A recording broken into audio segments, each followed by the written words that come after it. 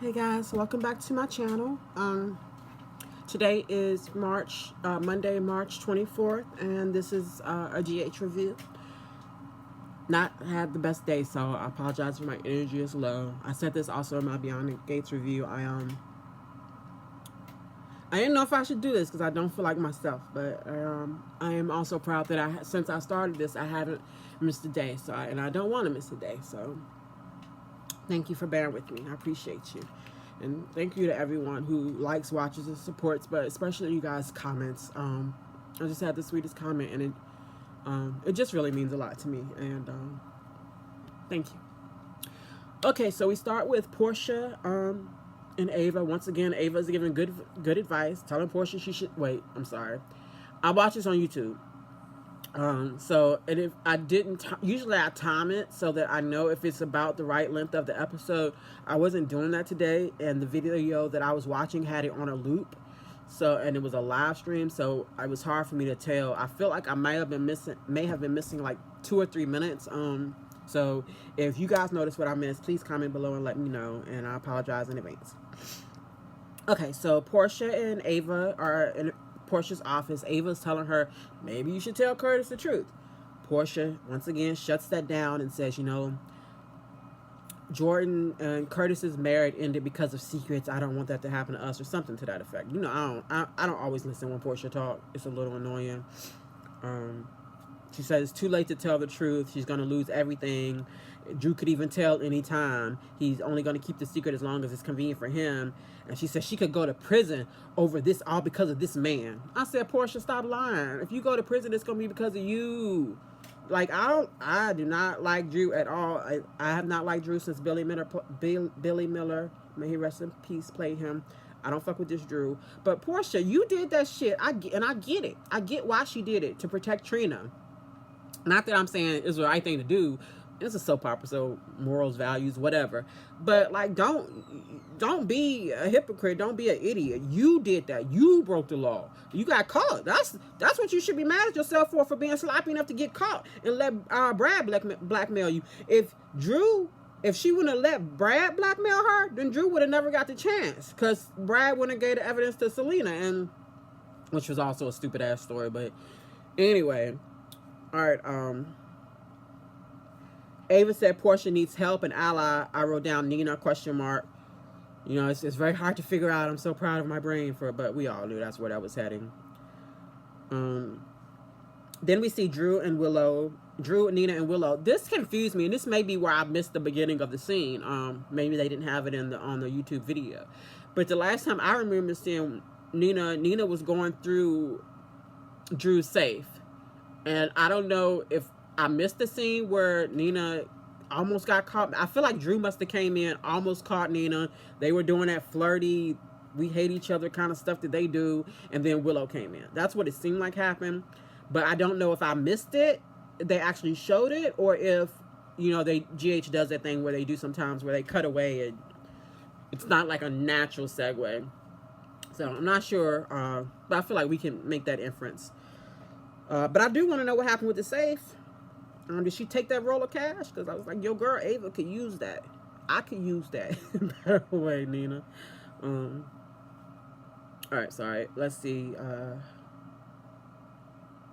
Willow's once again mad at Nina. But, like, when did Willow start calling Nina mom? She did that one day last week, too. It's like, Mom, I appreciate blah, blah, blah, blah, blah. And I rolled my eyes because I feel like that should have been a conversation, and I would have liked to see, and I probably missed this. It was probably on like the couple of days I missed of GH a couple of months ago when I first switched to Hulu. But I would have loved to have seen Nina's face the first time Willow called her mom. I know it was like Christmas morning for her. So I don't know. I might see if I can find a clip on YouTube. If you guys know, I don't doubt you know the episode, but I don't know. Maybe you can tell me if that happened or not if you saw it. Willow's again fussing, saying, don't go behind my back with Drew. We don't keep secrets. It feels like you're manipulating me. I was like, okay, Willow talking about being manipulated by Nina while she's actively being manipulated by Drew, and Drew standing right there just smirking. I can't feel sorry for her, though. And then she says they don't lie to each other. So disgusting. Drew again with the smirk. All right, we see my favorite character, Lulu. I'm pretty sure you can tell that she is not my favorite character. I thought that she had brought Charlotte to visit Valentine, but again, I think I must have missed like the first couple of minutes of the show. Later, that whatever happens enough to clarify to me that Charlotte came on her own to see Valentine. Anna must have called Lulu, and Lulu was there, but Lulu ran into Alexis in the police department, that main room. Lulu says she owes Alexis two things: an apology and a gratitude and apology. Alexis says she doesn't have to apologize. Lulu says she was afraid. She admits she was a coward. She was afraid to see Alexis because of Sam. She didn't know how Alexis would react to her, but that she was grateful to Sam for her life. I said, shut the fuck up, Lulu. You do not value your life. You are not grateful to Sam for the gift that she gave you, because you've been risking your life ever since, running off trying to save Charlotte when she ain't even need to be saved. So don't act, you act very much took that for granted. And Dante should point that out too. Like, whatever they trying to do, if they want to have Lulu and Dante get back together, I don't support it. But Dante should also have that feeling of like, what a waste. Like, and I get it, Sam took risk, but Sam can take risk with her own body. Now Lulu's doing it, and I don't like it. So we see Valentine, and he's in the interrogation room with Anna, begging to see Charlotte. Anna asked why Valentine couldn't just go before. Like, he had gotten away with it. He was free. He said he was never free from the WSB. She said, duh, you were. And then she's like, why couldn't you just... And he's like, because of you, Anna. I wrote in capital letters, how? I never got that answer. But, like, it makes it feel like Valentine is lying to Anna.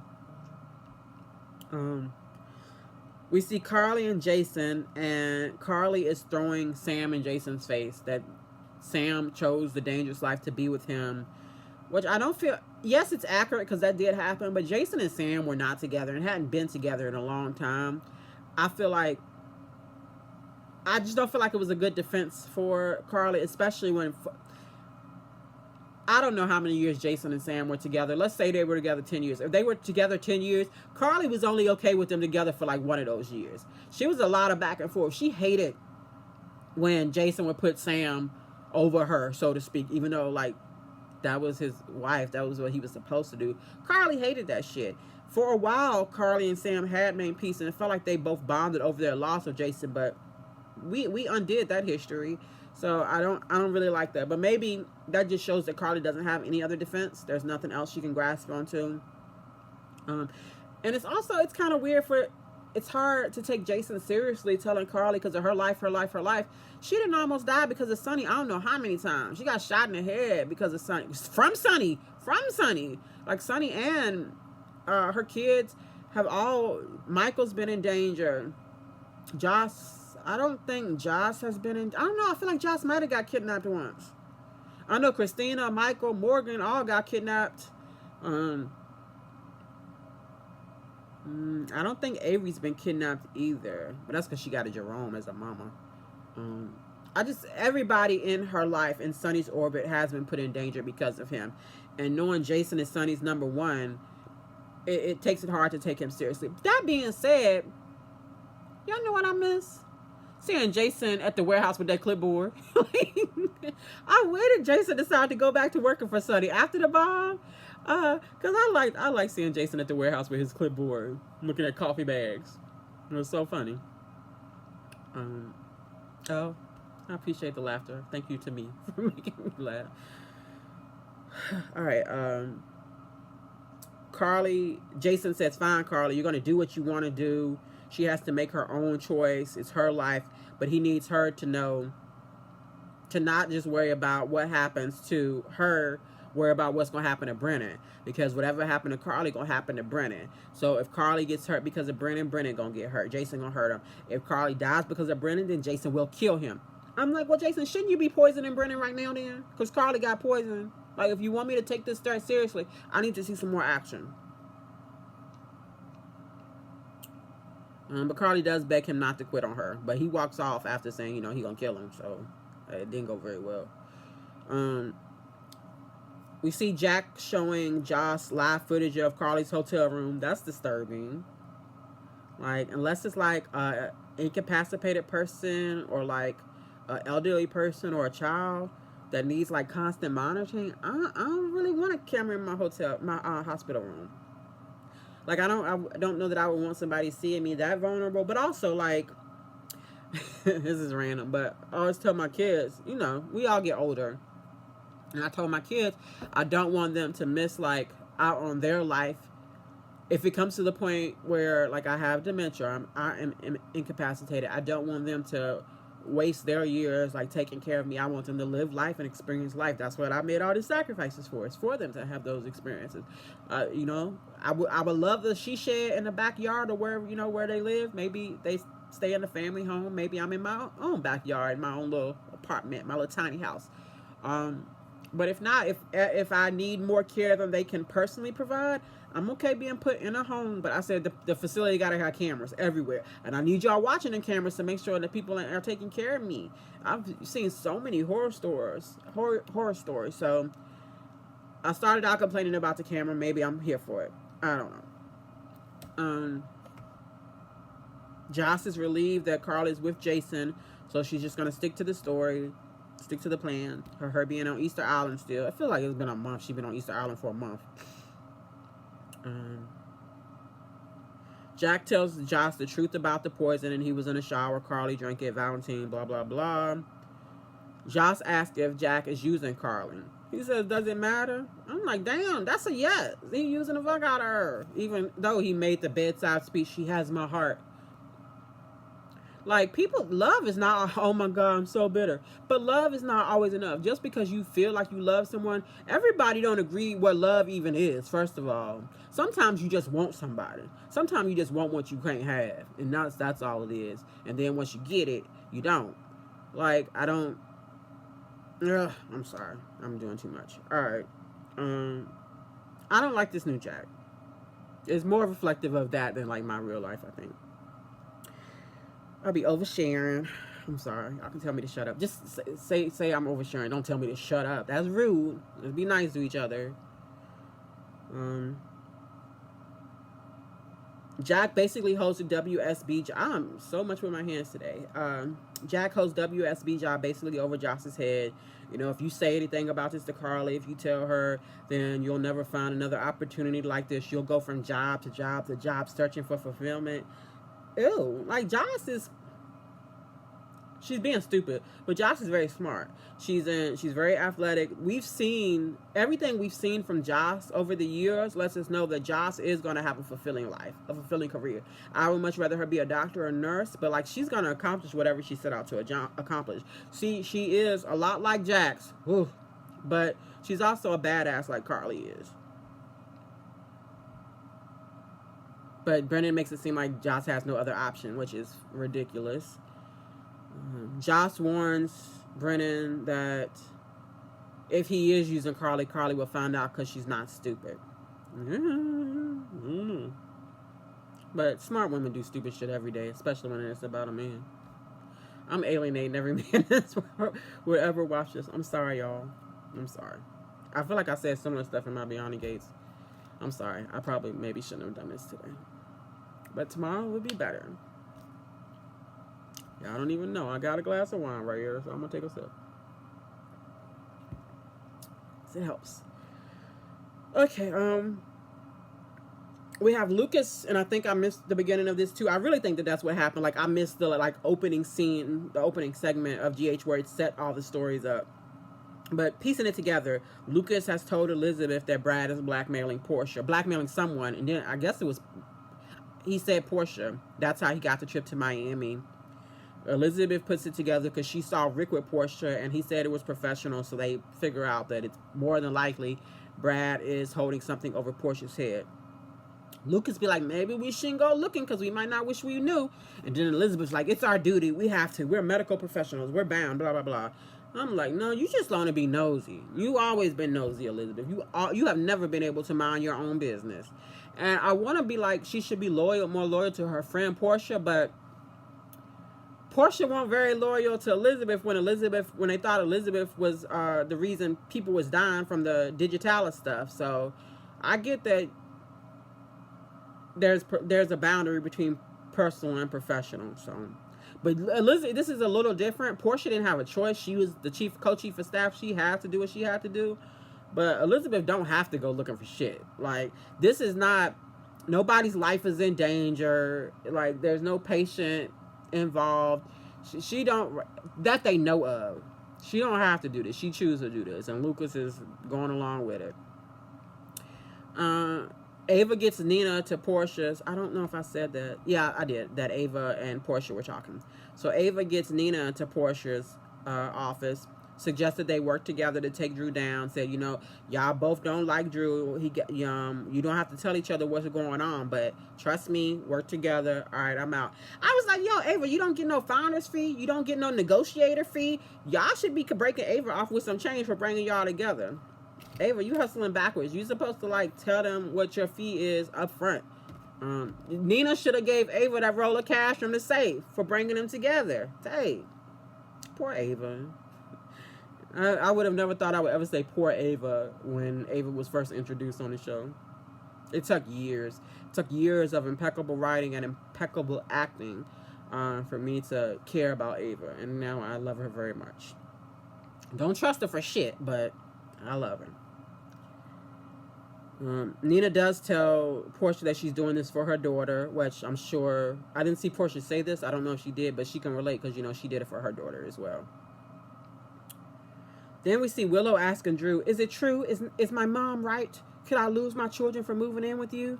I'm like, girl, Google that shit or think for yourself. Like, what makes Drew the custody expert? And he's like, well, I'm the congressman. I have more power than Michael and the Corinthos and the Quartermans and the Spencers. Michael's a reasonable man. He wants what's best for his kids. The audacity. I can't wait for Drew to get his. I really can't. Like, it's hard. It's hard every day to turn on the show and see his smirky face and know that he is not getting his comeuppance yet. Can we speed it up? Drew promised her that she wouldn't lose the kids. And I said, please let her lose them kids. Please. Not just because Drew isn't going to be able to keep that promise, but because she don't deserve them kids. She don't deserve that life Michael gave her. Like, she was a school teacher, unemployed. No baby. Like, she was nothing. That sounds crazy, but that's how I feel about Willow. Like, she really does owe everything to Michael. He gave her, Chase helped her grieve, but Michael helped her move on. Michael gave her a family, gave her a home, made it so that she could study to be a nurse and have that career and not have to worry about money. Like, be grateful. And I'm not saying you have to, like, owe a man something, but, like, shouldn't you be grateful?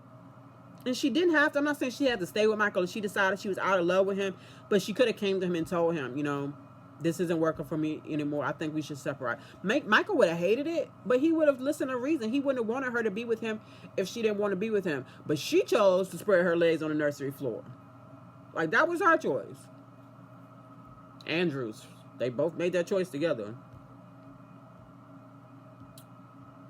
We see Joss, more boxing and weird flirting with that trainer guy. We know it's going to be her love interest. I feel like if that is all the training to be a spy, I could be a spy. I mean, I don't really know how to box, but I can do a choreograph a little bit. I know to keep my hands out. I know to protect my face. Make me a spy. Do the WSB have benefits? All right, anyway. The trainer guy says that he was listening and watching everything with her conversation Josh just had with Brennan. She was like, oh, what about privacy? My next note where I would normally break down that conversation says, I do not care. I'm sorry. I couldn't tell you what else they talked about because it was hard to pay attention because I really don't care. I know it consisted of him trying to catch her off guard emotionally so that he can make her fall. But, like, they've done that so many times. Oh, I already talked about this. Jason telling Carly to do what she wants. Oh, yeah. Alexis is talking to Lulu. Oh, yeah. Oh, so Lulu wants to take Charlotte home without saying goodbye. Alexis is still there. She said, you should give her a chance to say goodbye. We don't always get that chance. And we all know that's a reference to Alexis not knowing that her last moment with Sam was going to be her last moment. So she lets her go in and hug her papa. Immediately, Brennan comes in, and Anna's like, okay, he's in your custody. How is it? That feels like a conflict of interest. That you would get to be in charge of arrest the person that tried to kill you, that you also tried to kill. I just feel like that wouldn't be exactly legal. I don't really know how it works, but it was confusing for me. And I feel like Anna should protest it. But for all the times Anna run her mouth, that's when she was quiet? All right.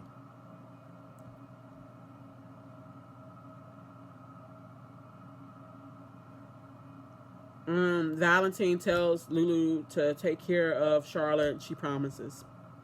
And that's all I got. And that's when it cut off. So I feel like I definitely missed a couple of minutes at the beginning of the show. I don't know if that was the end of the show or not. From the last two scenes I saw, it felt like the scene with Jason where he walked in from Carly would have been a better ending, but GH hasn't necessarily had the best endings of the episode. So, but I feel like maybe I missed a little bit at the beginning and a little bit at the end. So I apologize for that. If you guys want to fill me in, please comment below. Let me know. Don't feel obligated though, but I appreciate it if you do. Thank you for watching. 20 minutes, so I feel like I got most of it. Thank you to everyone for everything, all your support, all your comments and encouragement. Thank you for people who just watch and never say a word. Just even seeing like the number of people that watch is encouraging to me, because you don't have to. Like, there's so many people who talk about these shows. You don't have to choose to like add me to your list of people that you go to. So I'm really grateful. I really appreciate it. I do not take it for granted, and I never will. So thank you. I'm gonna stop talking now. Live long and prosper, and I'll see you tomorrow.